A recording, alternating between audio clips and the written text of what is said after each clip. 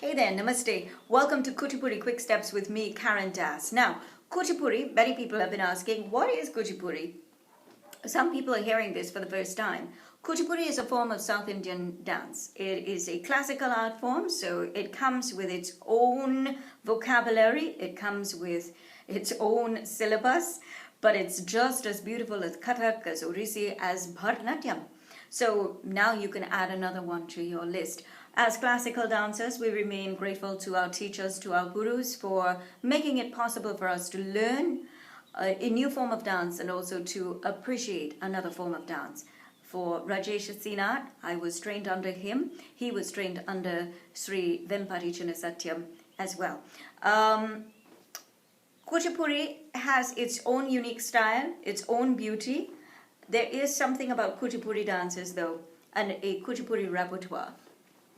Kuchipudi dancers are the only dancers you will see dancing on one of these babies.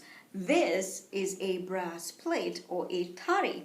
So it is a little heavy, and yeah, that's real brass. What exactly do we do on this? We do not hold it and dance. We actually dance on the plate. So we balance here on the rim. So we stand on the rim, we balance, we take the plate forward, we can go backwards, we go to the sides, we spin, we do our steps here, we follow rhythm, and if there's speed, well, it helps to learn how to work one of these babies. But this, any item in Kuchipudi with a brass plate is called tarangam. It is my favorite in all of the Kuchipudi repertoire. We're not going to learn how to use one of these just yet, but it would help if you have one to practice on, and no, you cannot use your ordinary puja thari. That will not give you a good ending, trust me. You need one of these. All right, so these are the little things that make Kuchipudi absolutely beautiful. Kuchipudi comes from dance, drama, so you'll find a lot of expression, a lot of facial hinaya, which is facial expression. You will find a lot of dramatic pieces. So we can go from very sad to very much in love. We can go from very angry to very scared, or we go through a lot of facial expressions. So that's another part of classical dancing that you're going to absolutely love. All right, so glad that you can join us. Before we begin, it's important as well to understand why we need to do steps and not just a full item. Steps are like learning the letters of the alphabet. You need the letters in order to form words. You have words, you can make sentences. You make sentences, you can create a story. It's the same thing with dance. Dance has its vocabulary. You must learn your steps in order to understand why dances are the way they are, why they're structured in that particular way. Physically, you need to work through your steps because it is that one way to condition your entire body, because you will be working all your muscles at some point. So you might as well start training those muscles from now.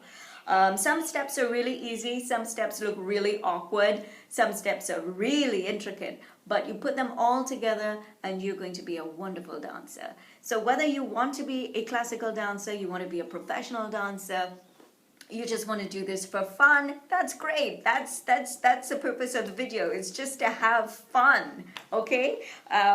So it's all right if you topple over, if you fall over, if you misbalance, because trust me, it's going to happen to me too.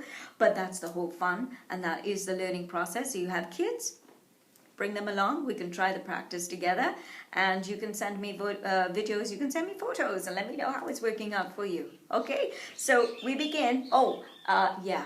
So this is my studio. It's a pretty big studio, but it's outdoors, so you'll hear the birds, and you'll probably hear my dogs, and hopefully not hear my neighbors. But yeah, so it is the most peaceful part of my house. And if you have space to practice, it could be in your bedroom, it can be in front of the television, it could be in your veranda, it could be anywhere else.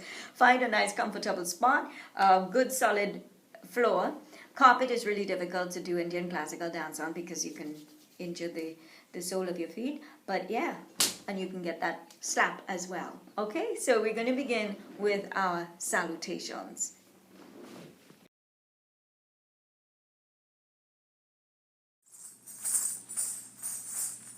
Okay, so salutations is basically namaskar. a dancer will say, it is time for namaskar, or we're going to take namaskar. Basically, we pay obeisance to the earth, we pay obeisance to God, to our guru, to the audience, in this case you, to the space that we're about to utilize, and I pay obeisance to my body, which is the most important instrument for me to express dance.